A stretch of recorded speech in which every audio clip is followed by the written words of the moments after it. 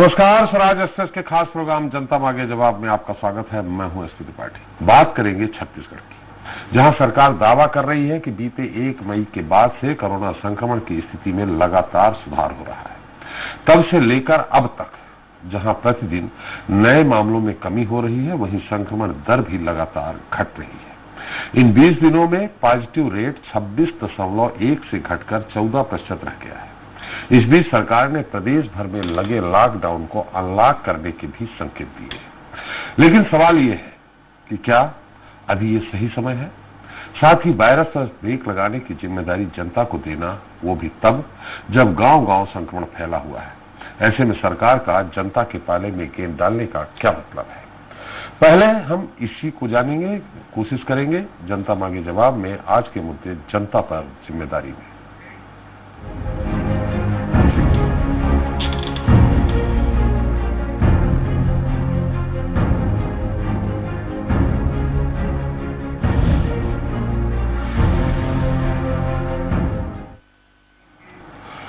तो छत्तीसगढ़ सरकार ने कुछ जिलों में व्यापारिक गतिविधियों को छूट देने का फैसला किया है, लेकिन इसके साथ ही यह चेतावनी भी दी है कि अगर सरकार अनलॉक की तरफ बढ़ती है तो जनता को भीड़ नहीं लगानी होगी।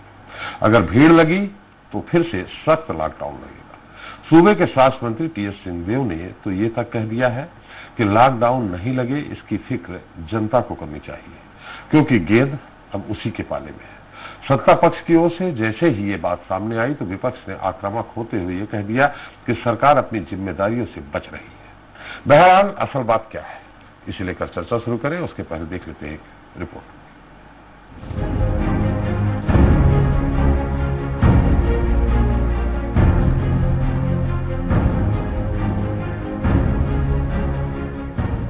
छत्तीसगढ़ में बीते कुछ दिन से जो आंकड़े सामने आ रहे हैं वो ये बता रहे हैं कि हालात पहले से कुछ बेहतर है। स्थिति में धीरे धीरे ही सही लेकिन सुधार हो रहा है।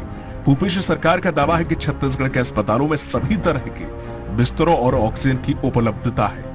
प्रतिदिन होने वाली मौतों में कमी आई है। इसी के साथ ही टेस्ट और टीकाकरण ने भी रफ्तार पकड़ी है। 12 मई को राज्य ने 71,138 लोगों की जाँच करके नया रिकॉर्ड कायम किया।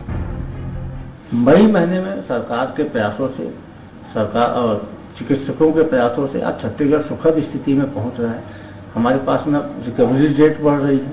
सबसे बड़ी बात है कि सरकार ने 71,000 प्रतिदिन तक टेस्ट करवाया, ये महत्वपूर्ण है। इस बीच टीकाकरण की मुहिम को व्यवस्थित तरीके से संचालित करने के लिए मुख्यमंत्री भूपेश बघेल ने राज्य में सीजी टीका वेब पोर्टल की शुरुआत भी की है। इसके साथ ही 13 नगर निगमों में अब 24x7 रैपिड एंटीजन टेस्ट की सुविधा भी शुरू कर दी गई है।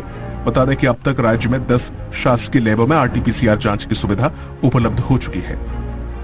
हालांकि इन सबके बीच छत्तीसगढ़ के कई जिलों में 15 और 17 मई तक लॉकडाउन है। ये और आगे बढ़ेगा या नहीं, अभी इस पर तो कोई फैसला नहीं हुआ है। लेकिन इस बीच रायपुर, दुर्ग, राजनांदगांव और बिलासपुर के कलेक्टरों को सीएम भूपेश बघेल ने स्थानीय परिस्थिति के अनुरूप अति आवश्यक दुकानों को अलग अलग अवधि और समय में खोलने के लिए छूट देने के संबंध में निर्देश दिए हैं। हालांकि सरकार को इस बात की भी चिंता है कि लॉकडाउन में छूट देने से कहीं पिछली बार की तरह हालात फिर से बिगड़ न जाएं। ऐसे में स्वास्थ्य मंत्री टीएस सिंहदेव ने दो टूक कहा है कि जो करना है वह प्रशासन को ही करना है, लेकिन गेंद जनता के पाले में है।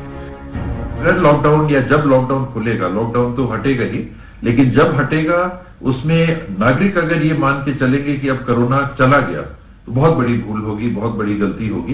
तो ये कब कोरोना बढ़ जाएगा और फिर शासन प्रशासन को मत सोचना पड़े कि अब लॉकडाउन फिर तो मत लगाना पड़े। तो ये लॉकडाउन ना लगे, अब गेंद नागरिकों के पाले में है। इस बीच विपक्ष का कहना है कि सरकार हर मोर्चे पर फेल रही है, वो अपनी जिम्मेदारियों से भाग रही है।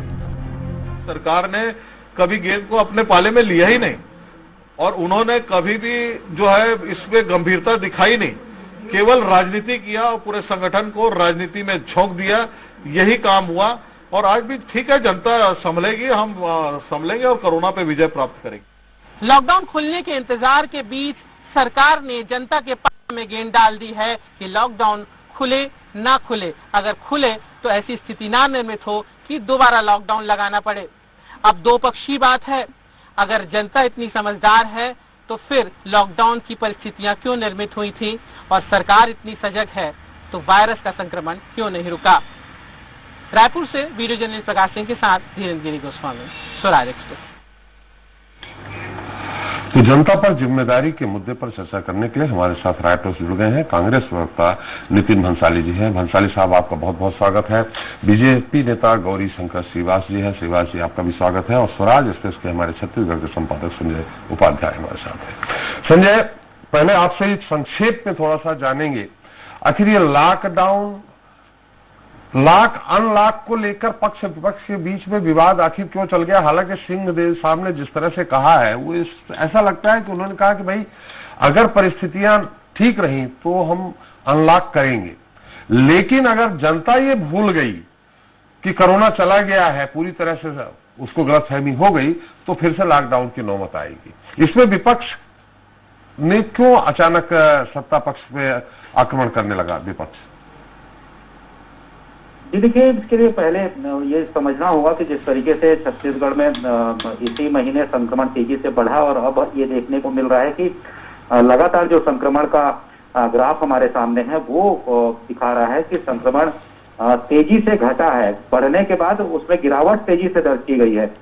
तो अब ये निर्णय लिया गया है, जैसे कल ही एक निर्णय लिया कि 4 जिलों को आंशिक छूट दी जाएगी। हालांकि हर बार यही बात होती है और इस बार भी यही कहा गया है कि जिला कलेक्टरों को इसकी जिम्मेदारी दी जाएगी। वो चैम्बर के डेलीगेशन के साथ, अन्य लोगों के साथ बैठेंगे और ये देखेंगे, तय करेंगे कि किन सेवाओं को कितनी देर के लिए कब खोला जा सकता है। तो ये एक विषय है, क्योंकि अब परिस्थितियां थोड़ी सी नरम होती दिखाई दे रही हैं। ये तो नहीं कहा जाएगा कि सामान्य होती, लेकिन नरम होती दिखाई दे रही है।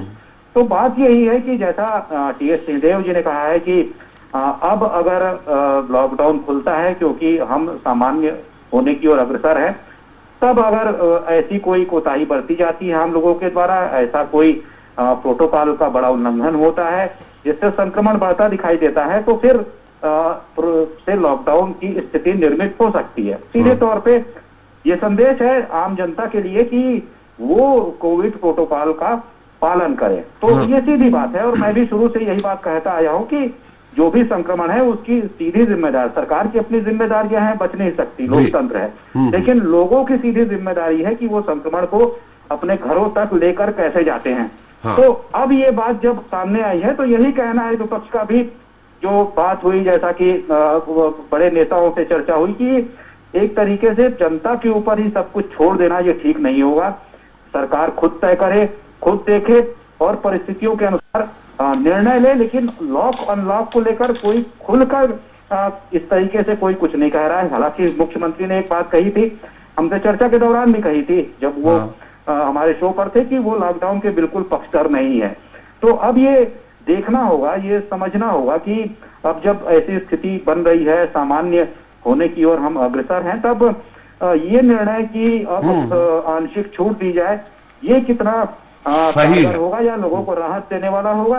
हालांकि विपक्ष यही कह रहा है कि सरकार जो भी करे निर्णय ले, लेकिन वो आम जनता को जिम्मेदार नहीं ठहरा सकती, उनके पाले में गेंद नहीं डाल सकती, और इसकी जिम्मेदारी और इसका जो भी असर होगा, परिणाम होगा, उसे सरकार को ही स्वीकार करना होगा। तो ये पूरी पृष्ठभूमि है, ये जो बातें शुरू हुई, ये जो चर्चा शुरू हुई, और इस पर अब सियासत जो है वो पूरी तरह से गर्मा चुकी है। बिल्कुल बिल्कुल बिल्कुल संजय, अब आपके पास आएंगे फिर से। श्रीवास साहब है हमारे साथ। श्रीवास साहब, इसमें ये तो उन्होंने नहीं कहा कि जनता सरकार जिम्मेदारी नहीं ले रही, उन्होंने एक समझाइश है, कई तरह के जागरूकता अभियान चलाए जाते हैं। उसी तरह से एक वहां के स्वास्थ्य मंत्री अगर ये कहें कि जनता को ये नहीं भूलना चाहिए कि कोरोना चला गया है, कोरोना अगर आप लापरवाह हुए तो फिर से आ सकता है, ऐसी स्थिति में क्या गलत कहा कि विपक्ष आपके सांसद महोदय कह रहे हैं कि सरकार कभी गेंद अपने पाले में ली ही नहीं? तो किसके पाले में थी? जनता के पाले में थी। जितने ऑक्सीजन बेड, जितने वेंटिलेटर बेड, बाकी जो सुविधाएं जो भी मिल रही हैं, जितनी भी मिल रही हैं, क्या वो जनता खुद ले रही, सरकार नहीं दे रही? देखिए, ये बात बिल्कुल साफ सत्य है कि लॉकडाउन कोई भी समस्या का समाधान नहीं है, लेकिन इस बात को भी स्वीकारना होगा कि कोई भी फैसला है पर राज्य सरकार नहीं कर रही है। अपनी जिम्मेदारी से राज्य सरकार किस तरह से पल्ला झाड़ चुकी है, इस बात को आप समझ सकते हैं कि प्रदेश में एक भी मंत्री को जिम्मेदारी नहीं दिया गया है। 12-12, 13-13 मंत्री कहाँ हैं सब? किसको जिम्मेदारी दी गई है?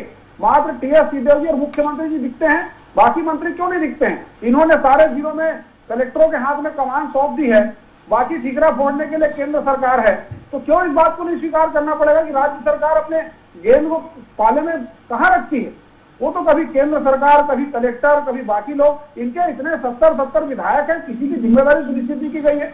डीएमएफ फंड में मंत्रियों को अध्यक्ष बना दिया जाता है, विधायकों को सदस्य बना दिया जाता है, लेकिन कोविड काल में कोई भी जिम्मेदारी नहीं दी जाती है, कोई भी फैसला नहीं लिया जाता है। अधिकारियों के सहारे में आप कैसे छोड़ सकते हैं जबकि जनता के प्रति आपकी जवाबदेही है? और लॉकडाउन लगाकर रोज खाने रोज कमाने वाले लोगों के बारे में सरकार ने क्या सोचा है? कोई एक मात्र उद्देश्य, आप ये बोलकर अपनी जिम्मेदारी से आप नहीं भाग सकते कि जनता जिम्मेदार है। ठीक है, टीएस सिंहदेव जी ये बात भी सही कह रहे हैं कि जनता को भी समझना होगा, इस बात से भी हम इनकार नहीं करते, लेकिन मुख्य जिम्मेदारी यहाँ पर सरकार की है। सरकार कहाँ कह रही है कि हमारी जिम्मेवारी नहीं है? सरकार कहाँ कह रही है जिम्मेवारी नहीं है? क्या मंत्रियों को चार्ज दे देने से, मंत्रियों को जिम्मेदारी दे देने से आखिर जो आप एग्जीक्यूट करता है, जो भी आदेश एग्जीक्यूट करता है, वो प्रशासनिक अमला करता है, तो कलेक्टर कर रहे हैं। इसमें ये कहां आप कह सकते हैं कि गेंद कभी अपने पाले में ली ही नहीं? देखिए साहब, अभी भी जितने भी मीटिंग हो रही है, कई मीटिंग में स्वास्थ्य मंत्री जी नहीं रहते हैं, कई मीटिंग में तो इनमें आपसी तालमेल नहीं दिखता है। पिछले कोविड काल का आप लिस्ट उठा कर देख लीजिए, 50 साल का, सारे मंत्रियों को क्रमवार जिम्मेदारी दी गई थी। जिसको 13 को कोरोना प्लेयर बोला जाता था, जिन्होंने रफ्तार को रोक दी, वो 13-12 प्लेयर कहाँ हैं? और खाली प्रशासनिक अधिकारियों के भरोसे में आप प्रदेश को नहीं छोड़ सकते हैं। वो अधिकारी जो बाहर से आते हैं, जो छत्तीसगढ़ की पृष्ठभूमि को नहीं समझते हैं, यहाँ की सांस्कृतिक व्यवस्था को नहीं समझते हैं, उनके खाली उनके जिम्मे में प्रदेश को नहीं छोड़ सकते हैं। कुछ भी होता है तो फिर कलेक्टर के ऊपर जिम्मेदारी, उनके ऊपर ठीकरा फोड़ दीजिए या उनको हटा दीजिए या कार्रवाई कर दीजिए। आपकी जिम्मेदारी क्या है जनता के प्रति? जनता ने कांग्रेस पार्टी की सरकार को चुना है, कभी केंद्र सरकार, कभी अधिकारी, कभी इसके पाले, कभी उसके पाले। आप क्या कर रहे हैं? ये एक बड़ा प्रश्न चिन्ह है। मैंने जिस बात को कहा कि रोज खाने कमाने वाले दिहाड़ी मजदूर है, किसान है, जिनका अतिवृष्टि से कई लाखों यहाँ पर लोगों का नुकसान हो गया। कल एक किसान आत्महत्या कर लिया राजीव में। इन लोगों के प्रति सरकार की जिम्मेदारी क्या है? क्या इनके लिए सरकार? चलिए, मैं श्रीवास जी, मैं पूछ लेता हूं बंसाली जी से, लेकिन हम आपसे इतना भर पूछना चाहते हैं कि आप अनलॉक के पक्ष में हैं क्या? निश्चित तौर पर अनलॉक के पक्ष में है और अनलॉक होना चाहिए, बिल्कुल अनलॉक होना चाहिए। सरकार को सारी दिशा पे, मैं फिर कहता हूं, लॉकडाउन कोई भी समस्या का समाधान नहीं है। बहुत सारे लोग बेघर हो चुके हैं, बहुत लोगों के पास पैसा नहीं है, आर्थिक रूप से लोग पूरी तरह से सक्षम होते जा रहे हैं, और सरकार ने उनके घर में राशन पहुंचाने का या अन्य तरीके से राहत देने का प्रयास किया होता तो ये भी नहीं देखना पड़ता। आप कह रहे हैं कि अनलॉक के पक्ष में है, शिवाज जी आप कह रहे हैं कि अनलॉक के पक्ष में है और अनलॉक भी कर दे, भीड़ भी बढ़ा दे और पूरी महामारी पे कंट्रोल, कोरोना पे कंट्रोल भी कर ले सरकार। ये दोनों कैसे हो सकता है?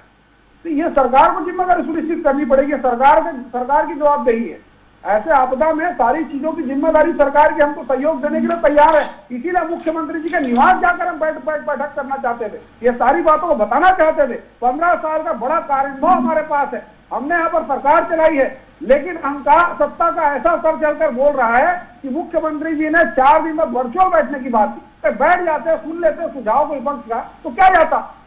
बड़े बड़े नेता यहाँ पर हैं, डॉक्टर रमन सिंह जैसा 15 साल का मुख्यमंत्री है, सांसद है, मंत्री है, स्वास्थ्य मंत्री है, किसी से भी एक तो बात नहीं हो रही है। कहा जैसा चाहे वैसा। शिवाज जी, मुद्दा, शिवाज जी हम आपसे वर्चुअल ही बात कर रहे हैं, वर्चुअल ही बात कर रहे हैं, एक्चुअल नहीं कर रहे हैं। ऐसे में अगर उन्होंने वर्चुअल अगर समय दिया था तो आप लोगों ने क्यों बात नहीं की? खैर, हम आपके पास आएंगे। नितिन जी, देश के प्रधानमंत्री भी वर्चुअल मीटिंग ले रहे हैं। हाँ जी, सारे प्रदेशों के मुख्यमंत्रियों की और कैबिनेट की, ये वर्चुअल मीटिंग का विरोध कर रहे हैं जी। चलिए, करके सिर्फ विरोधी करना है इनको। चलिए बंसाली जी, सवाल यहाँ ये है, ठीक है, श्रीवास जी ने जो बात कही आपसे उत्तर चाहेंगे, उन्होंने जो भी आरोप लगाए हैं, आप जिस तरह से, हालांकि इसका 2 मैसेज जाता है, 2 तरह के संदेश जा रहे हैं, जो भी सिंघदेव साहब ने कहा है। जनता की जिम्मेवारी, उसी को विपक्ष कह रहा है कि जनता की जिम्मेवारी नहीं, ये सरकार की जिम्मेवारी, वाकई में सरकार की ही जिम्मेवारी है। और ये आपको अगर जनता ने चुन के सरकार पे बिठाया है तो आपको ये तय करना है कि अब क्या परिस्थिति है, लॉक करें या अनलॉक करें। जनता अगर समझदार होती इतना, तो मुझे लगता है सरकार की, पुलिस की, प्रशासन की किसी की आवश्यकता ही नहीं थी। भंसाली जी देखिए, लॉक और अनलॉक के विषय पर हम यहाँ बात करने बैठे हैं। तो ये लॉकडाउन शुरू किसने किया था? अभी मेरे साथी प्रवक्ता भारतीय जनता पार्टी के चिल्ला चिल्ला के बोल रहे थे कि लॉकडाउन नहीं होना चाहिए, खाने कमाने वालों की चिंता नहीं है।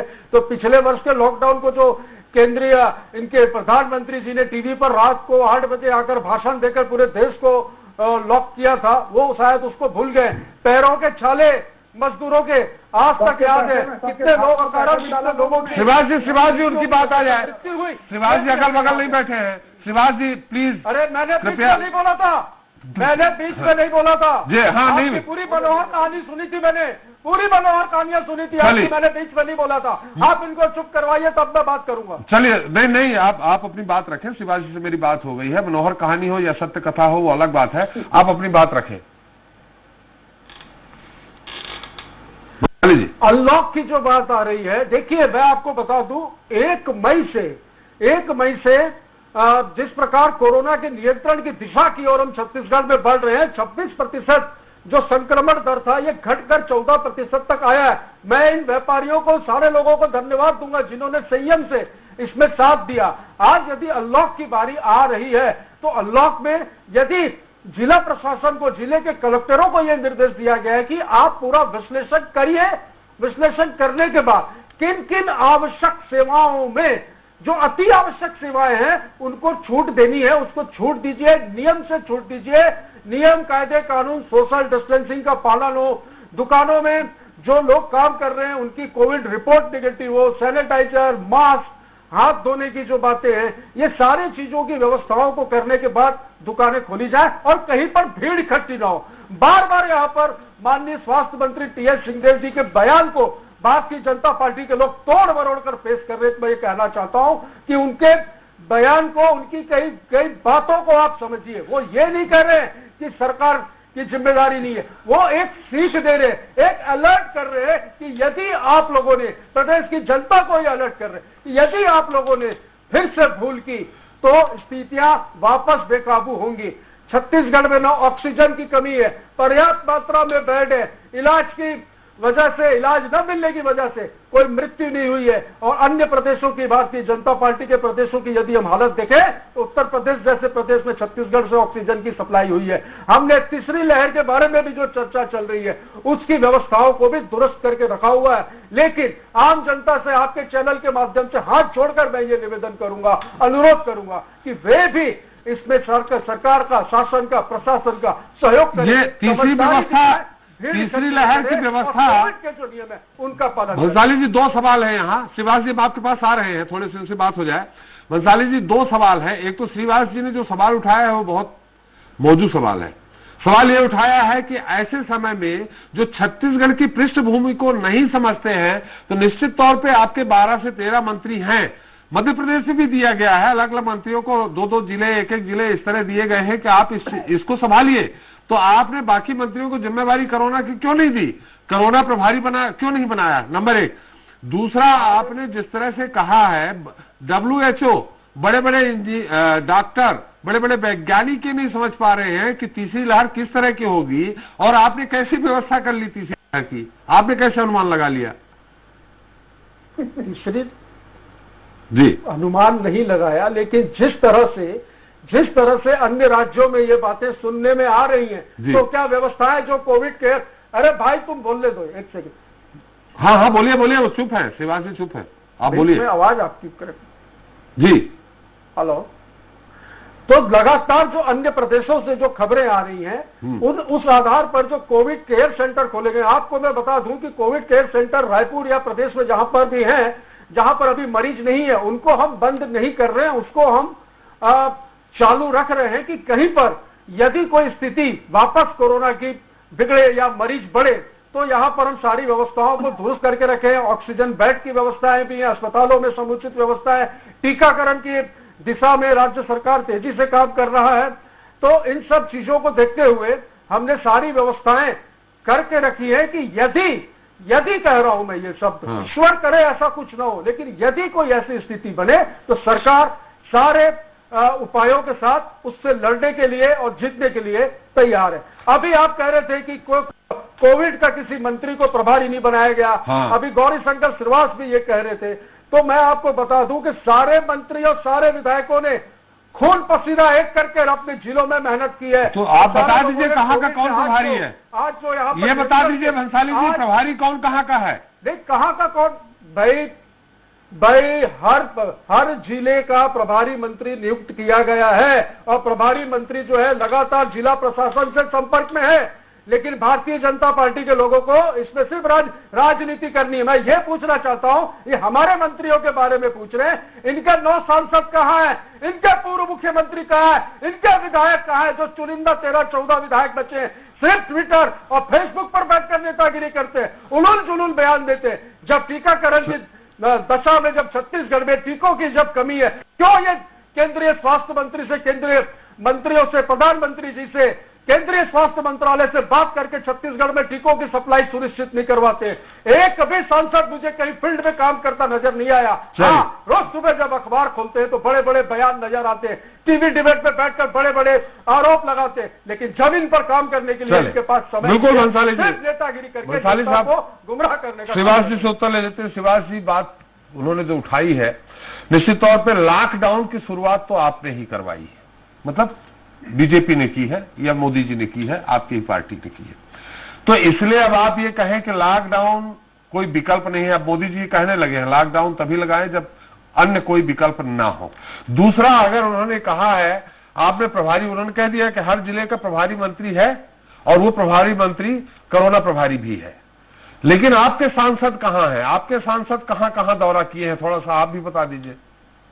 नहीं, बहुत अच्छा आपने सवाल किया है और भंसाली जी ने भी इस बात में कहा था कि प्रधानमंत्री जी ने लॉकडाउन लगाया है। मैं सारे सवाल का जवाब दे देता हूँ। प्रधानमंत्री जी ने लॉकडाउन लगाया तो गांव गरीब किसान मजदूर सबके खाते में पैसा भी डाला, 2000, 4000, 6000, मुझे तो याद नहीं है। भंसाली जी जरूर इस बात को बताकर इस डिबेट में जाए कि लॉकडाउन लगाने के बाद किस किसान के और किस मजदूर के खाते में पैसा आया। बोनस भी दे रहे हैं तो झुला झुला के 4 किस्तों में जो पूर्व से प्रायोजित है, 1 साल की उधारी हो गई है। कोरोना के मजदूर आपके जैसे वादा खिलाफी नहीं की, वादा खिलाफी नहीं। भंसाली जी, आपने ही कहा था, आपने ही कहा था कि जब हम बोल रहे हो तो ना बोले। श्रीवास जी चुप थे, उनकी बात आ जाए फिर आप कह दीजिएगा। दूसरी बात मैं बता रहा हूँ, ये जो टेस्ट कर लगातार हाथा आपके चैनल पे मार रहे हैं, ये सीधा सीधा नफासी है साहब। ये रैपिड एक्शन टेस्ट करते हैं, एंटीपीसीआर टेस्ट नहीं कर रहे हैं, आरटीपीसीआर टेस्ट नहीं कर रहे हैं। अकेले कोरिया जिले का मैं आंकड़ा दे देता हूँ, 2000 से ज्यादा के टेस्ट के रिपोर्ट 4 दिन से नहीं आए और कई जिलों में सैंपल तक नहीं लिया जा रहा है। ये इनकी सच्चाई है। बात नंबर 1, ऑक्सीजन के बारे में कह रहे हैं पूरे प्रदेश में सरप्लस ऑक्सीजन है। प्रियंका गांधी जी का फोन आता है तो उत्तर प्रदेश भेज देते हैं। ये बात अलग है कि रायपुर से 30 किलोमीटर की दूर का खरोरा में 3 गर्भवती महिलाओं की मौत हो जाती है, उनके एजेंडा बच्चों की मौत हो जाती है क्योंकि उनको ऑक्सीजन नहीं मिलता है। शराब मिलेगा घर घर में, लेकिन ऑक्सीजन नहीं मिलेगा। सच्चाई बता रहा हूं मैं और प्रमाणित तौर पर सारी चीजें मेरे पास में। दूसरी बात, इन्होंने कहा कि सांसद क्या कर रहे हैं, भाजपा के नेता क्या कर रहे हैं।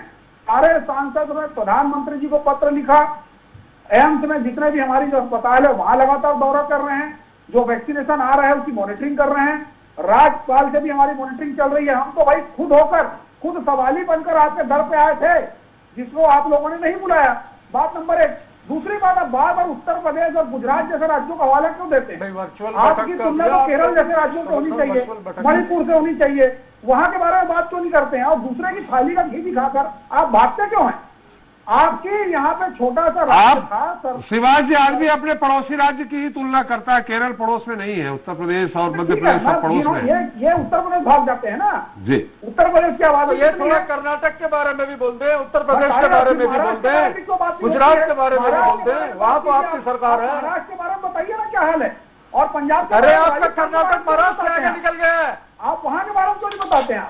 आप राजस्थान चर्चा इसी प्रकार की गंदी राजनीति करके आप लोग पूरे देश का माहौल खराब कर रहे हैं। कोरोना काल में इसी प्रकार की गंदी राजनीति करके आप लोगों ने देश में और प्रदेश का आप लोगों ने माहौल खराब। भंसाली जी किसी की बात नहीं आ पाएगी। मुझे इनकी पूरी तुरपाई ऐसे खुलती है कि जब इनकी तुरपाई खुलना शुरू होता है तो उत्तर प्रदेश भागते हैं, गुजरात भागते हैं, आप चलिए ना साहब में, लोग राजस्थान क्यों नहीं जाते, पंजाब क्यों नहीं जाते, महाराष्ट्र क्यों नहीं जाते, जो सबसे बड़ा हॉट स्पॉट बना है पूरे कोरोना का। तो बात यहाँ पर सरकार की नीयत की है, राजनीति हम नहीं कर रहे हैं। तो कर्नाटक क्या है ये भी बता दीजिए।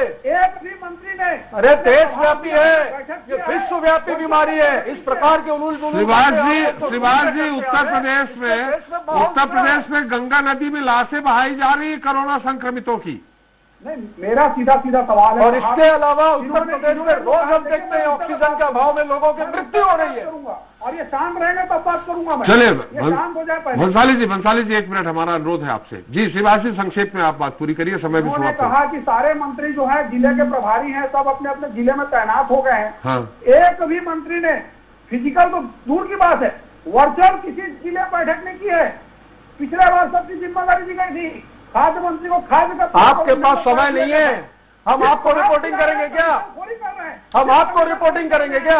ये लाभ पर राजनीति करने, हम आपको रिपोर्टिंग करेंगे क्या? लाभ पर राजनीति करने वाले लोग हैं, इनको शर्म भी नहीं आती। लाभ पे राजनीति आप लोग कर रहे हैं, प्रदेश का माहौल आप लोग खराब कर रहे हैं। यही लोग आए थे ज्ञापन लेकर लॉकडाउन लगाने के नाम से जिलों में कलेक्टरों के पास की कोरोना के केस बढ़ रहे, लॉकडाउन लगाइए। आज ये अनलॉक का समर्थन कर रहे हैं। इनकी चोरी पकड़ी गई है, इनके बाड़ी में तिनका उसको ढूंढ रहे हैं, बीच में इंटरेक्ट करके ढूंढते हैं, क्योंकि इनकी तुरपाई। अरे पूरा देश जानता है चौकीदार चोर है। लोग हैं। मुद्दा यहाँ ये है श्रीवास जी, भंसाली साहब, मुद्दा यहाँ हमारा दूसरा था, हम कहीं और चले गए। हमारा मुद्दा आज ये है, हमारा मुद्दा ये है, हमारा मुद्दा श्रीवास जी, हमारा मुद्दा आज ये है कि जनता लॉकडाउन खुलना चाहिए या नहीं खुलना चाहिए, और जनता को समझाइश देना चाहिए, जनता को जिम्मेवारी देना चाहिए या नहीं चाहिए, मुद्दा ये था। हम आपसे पूछ रहे हैं श्रीवास जी, लॉकडाउन खुलना चाहिए या नहीं खुलना चाहिए, और खुलेगा तो निश्चित तौर पे भीड़ बढ़ेगी, और भीड़ बढ़ेगी तो महामारी फिर पाएगी। आपका इसमें उत्तर चाहेंगे बहुत संक्षेप में, फिर निश्चित तौर पर लॉकडाउन खुलना चाहिए और सबको अपनी जिम्मेदारी सुनिश्चित करनी होगी, जनता को भी अपनी जिम्मेदारी समझनी होगी, सरकार को भी समझनी होगी। अधिकारियों के भरोसे प्रदेश नहीं चलेगा। विपक्ष के जिम्मेदार नेता होने के नाते मैं भी इस बात का समर्थन करता हूँ। इस मामले में कोई भी राजनीति नहीं। जी 15 साल कौन अधिकारी सरकार चला रहा था भाई? कौन सुपर सीएम था? कौन सुपर सीएम था 15 साल? कौन अधिकारी पूरा? चले भंसाली जी आप कहें। श्रीवास जी प्रियंका वाड्रा जिसके कहने पे ऑक्सीजन भेज देते हैं, वो क्या सुपर सीएम है? कौन है प्रियंका गांधी? कौन होती है आगे? श्रीवास जी किसके प्रदेश में भेजा था? उत्तर प्रदेश में भेजा था। कौन है वहां का मुख्यमंत्री? योगी आदित्यनाथ के प्रदेश में भेजा था, क्योंकि वहां पर ऑक्सीजन की आपूर्ति नहीं थी। हाँ भेजा था, हमने भेजा था उत्तर प्रदेश ऑक्सीजन, लोगों के प्राणों की रक्षा के लिए भेजा था। छत्तीसगढ़ में सरप्लस ऑक्सीजन की पैदावार थी। श्रीवास जी 1 मिनट, भंसाली जी आपसे भी सवाल है भंसाली जी कि लॉकडाउन आप मुख्यमंत्री जी शुरू से कहते रहे हैं कि हम लॉकडाउन के पक्ष में नहीं है, लेकिन अब जो स्थिति है तो क्या आप लॉकडाउन खोलने जा रहे हैं? आपको लगता है कि जनता इतना समझदार है कि भीड़ नहीं कर बढ़ाएगी? लॉकडाउन कभी भी अंतिम विकल्प है। जब केस इतनी तेजी से बढ़ रहे थे, ये बीजेपी के लोग ही आकर कलेक्टरों को ज्ञापन दे रहे थे कि लॉकडाउन कर दीजिए, स्थितियां जो हैं, केसेस बहुत बढ़ रहे हैं, संक्रमण बढ़ रहा है। लॉकडाउन अंतिम विकल्प था, केसेस बढ़ रहे थे, लॉकडाउन किया। व्यापारियों ने, प्रदेश की जनता ने काफी समझदारी अभी तक दिखाई है, संक्रमण दर में लगातार कमी आ रही है, और अभी भी जो है पूर्ण रूप से मुझे नहीं लगता कि अनलॉक किया जाएगा। अति आवश्यक सुविधाएं या अति आवश्यक जो चीजें हैं उनको खोलने के लिए कलेक्टरों को समय सीमा और सारे नियमों का पालन करते हुए निर्देश दिया गया है। अभी वो भी आदेश जारी हुए नहीं है। अरे शराब खा रहे हो यार, उत्तर प्रदेश में क्या गंगा जल बेच रहे हो? कर्नाटक में गंगा जल बेच रहे हो? मध्य प्रदेश में गंगा जल बेच रहे हो? क्या किया 15 साल आप लोगों ने? 15 साल का इस प्रदेश से आप लोगों ने रचना मिलाया है? क्या बात कर रहे हैं आप? चलिए हमारा समय समाप्त हो गया है। भंसाली साहब, श्रीवास साहब, निश्चित तौर पे समय आगे बढ़ गया है। संजय जी आप इस पूरे मुद्दे पर नजर बनाए रखिए, हम फिर बात करेंगे। बहुत बहुत धन्यवाद संजय जी, श्रीवास जी आपका, और भंसाली जी आपका हमारे साथ चर्चा में शरीक होने के लिए। तो इस बात में कोई दो राय नहीं है कि छत्तीसगढ़ में स्थिति पहले की तुलना में कुछ बेहतर है। लेकिन सरकार को चाहिए कि वो शहर शहर लगे लॉकडाउन खोलने को लेकर फैसला बहुत सोच समझ कर करे। कहीं ऐसा न हो लॉकडाउन खुलते ही हालात पहले की तरह फिर बिगड़ जाए। साथ ही जरूरी ये भी है कि जनता पर बहुत ज्यादा निर्भर न रहकर जितना संभव हो सरकार खुद से कोरोना पर काबू पाने के प्रयास करे, क्योंकि अगर बाजार दफ्तर खुले तो स्वाभाविक है लोग घर से बाहर निकलेंगे ही। ऐसे में किसी को भी रोकना पुलिस के लिए काफी मुश्किल होगा।